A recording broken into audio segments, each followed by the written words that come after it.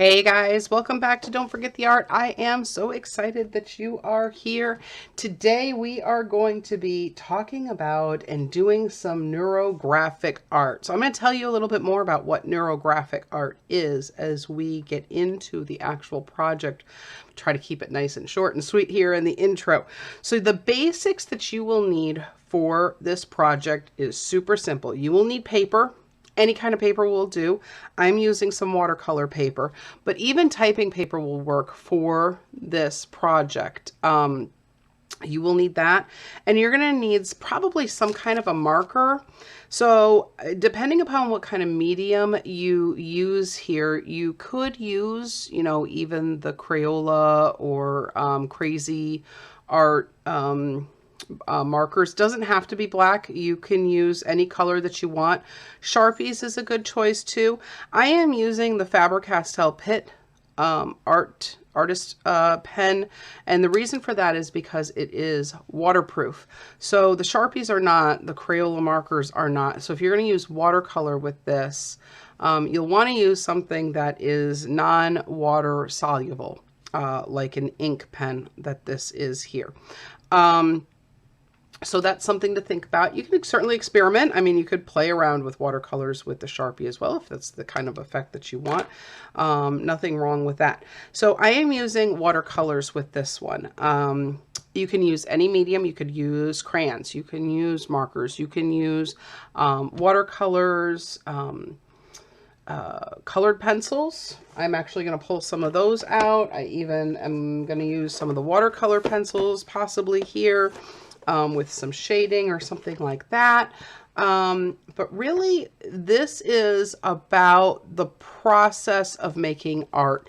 And this project is going to be really fun. Even for those who say they can't draw, this is a great project for you. And it's going to be a lot of fun and give you a way to connect your conscious and your subconscious. So let me show you what you do and the steps to create neurographic art. And then I'm going to show you what my final picture looks like on the other side. Neurographic art is a really cool idea that connects science, psychology with art. So we start off doing a neurographic art piece. On the back side of the paper, you're going to write down your challenge, maybe a problem that you're struggling with, or, something that's coming up that's maybe giving you a little bit of stress or anxiety. What's going on in your life that maybe you need to kind of focus in on, even if it's just for a few minutes. So when you write that down with pencil on the back side of the paper, you're flipping the paper over after that, and you're going to scribble. Now, I was told 3 seconds, but that seemed pretty short. Someplace else that I found said 5 to 10 seconds. You just kind of want to focus on your problem and kind of draw out on the page some lines. Okay? Don't think about it. Focus on your problem and let the lines kind of flow. You want to have all the lines continue to the edges of the paper. So if you're working with Sharpie or something like that, you're going to want to have like that whiteboard that I'm using or some newspaper, something underneath it in order to keep your work surface, your table or whatever, from getting, markers, permanent markers on it. You're going to do that for a few seconds, okay? I'd say probably 10, 15, the max. Focus on your problem, focus on your challenge, and scribble for the 3 seconds. Then you're going to want to go through, and any place where the lines connect, you don't want those hard 90-degree or whatever angles. You're going to curve the corners. So take a few moments and go through wherever lines cross and make those hard corners, and you're going to curve them. Now, I will admit I missed a few when I was going through it, but let yourself kind of go into a meditative state and just try to, while you're consciously curving out those corners, try to find some peace about what your problem is, what your challenge is.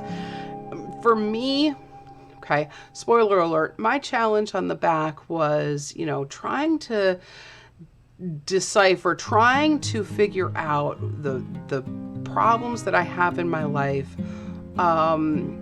what I have control over and what I don't. Okay, so control keeps coming up as an issue, and trying to figure out, the difference of what things I have control over and what things I don't, focusing on the things that I do have control over and letting go of the things that I don't.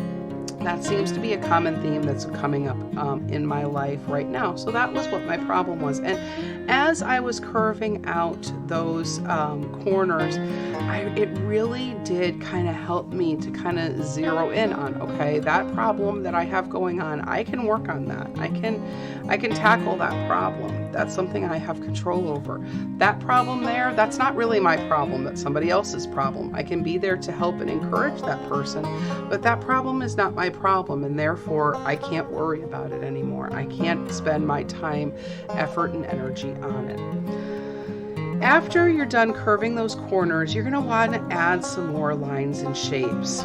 Okay, now because of the curving the corners thing, I went ahead and made some circles. I don't know, I just really like this kind of flow that I had going on here with all of these curvy kind of shapes. I have seen some of these neurographic art pieces that have sharper angles to it, but I don't know, I really kind of liked mine with the curvy edges to it. So add more lines, add more shapes, and then go back, and any place where the shapes cross over with the lines, you're going to want to curve those corners.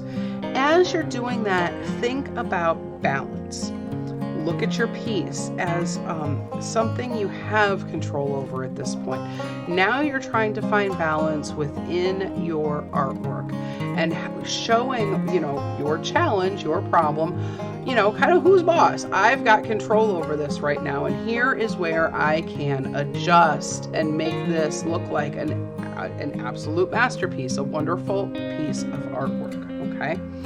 And this is where you can start thinking and seeing of your challenge, the actual challenge that you have, not just what's on paper here, but your challenge.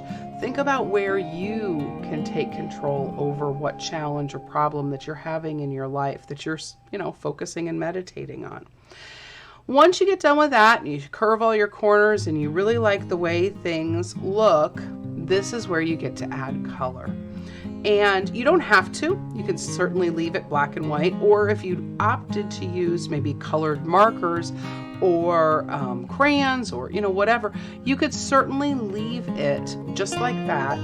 But this is where things got really fun for me, adding color. Now I used watercolors, and I knew I kind of wanted to keep in with this blue, maybe purple, and kind of a phthalo green that has kind of this blue shade to it, so like a teal or turquoise kind of color, and stay in kind of with that blue kind of feeling. I don't know why, it just felt very, very calming with everything that was going on. I don't know if there's something kind of subconsciously that it makes me kind of sad or blue that there are some of these things that are going on in my life that I don't have control over, but I love the way that the colors really pulled together and just felt like they made sense. Again, you do not have to use color, and you don't have to use watercolor if you wanted to color this in. This is where, the sky's the limit. You could use markers, crayons, colored pencils, watercolors. One thing I think I'd like to try with this, with the watercolors again, is maybe to wet each individual area with just plain water, and then dab in some colors and just kind of let them bloom and blossom and mix and all of that stuff on the page, and let them dry and kind of see what happens. Kind of like what we did with that Mickey watercolor picture that we did a while back that really I think would be kind of fun. Anywho, so where did neurographic art come from? Neurographic art was actually coined or founded in 2014 by a Russian psychologist named Pavel Piskarev. I hope I'm getting that last name right. but he described it as, quote, a process. Or he described this process as, quote, a creative method of transforming the world. I love that. So there has been a lot of research talking about how therapeutic art is. And if it's something that, you haven't really thought about, especially with the opportunity to do art with our kids in homeschooling or other situations like that, it really is something that you should think about. There are a lot of proof and evidence research out there that shows that doing art, even bad art, is actually really, really good for your brain. It increases focus, it decreases stress, and it really doesn't matter what you're doing. This is perfect because there isn't any right or wrong. It's just fun. It's just having some fun, connecting some lines, and throwing some color in there. There is no right or wrong. Neurographic art kind of takes one step further, where it links the conscious and the subconscious. And if you look really carefully at the lines that are there, they look like neurons. The nerve endings, those nerves that, transmit all of our thoughts and feelings and everything that's going on around our brain and our body. It's a really cool idea, and I hope you guys give it a shot. If you do, I would love to see the pictures of your artwork. Make sure you share them. If you're over on our Facebook page, you can share them there. If you're on other social media, you can use the hashtag Don't Forget the Art, because I would love to see the amazing masterpiece pictures that you come up with.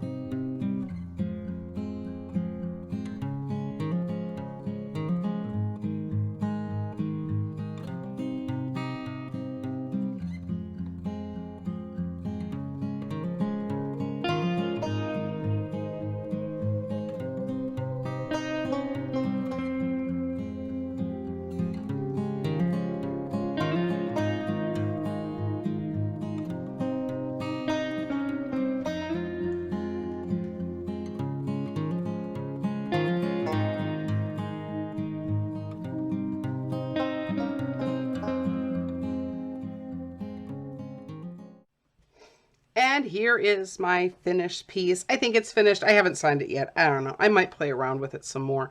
I like the colors. I like the way that it turned out. It is, I guess the biggest thing is I love the calm vibe that the colors have to it. So, it's a fun way of doing it. I've never done a project like this before. This is my first with the Neurographic Art. And I'm going to say it is a fun way to kind of have some art therapy where you can just kind of go into your own head and let time kind of pass away and just kind of sort through, your thoughts. It's pretty cool. So at the end, when you're done, as you can see, my washi tape is kind of giving way here. You're going to want to take that off. So I'd use washi tape here. Painter's tape will work just fine. When you take it off, you're going to want to take it off at a decent angle. Remember that when you put this down, you want to make sure you take some of the stick off by putting it, on your shirt, your pants, or something like that. And then pull it off. If it does happen to start tearing your paper like that, don't panic. Take the tape and peel it off from the other side. And that'll hopefully stop making such a big mess. There you go. It happens sometimes, but don't worry. When you frame your pieces with watercolors, you put a matting down so that'll all cover it up. No worries. You're supposed to take it off at a 45-degree angle, but unfortunately sometimes the stick on the tape sticks a little too well to the paper and decides to take it with it. But I love when you pull the tape away, this nice little border edge, and it'll look even cooler when you put a piece of matting down and frame it, if you choose to frame it. Don't forget to sign your artwork when you are finished with it.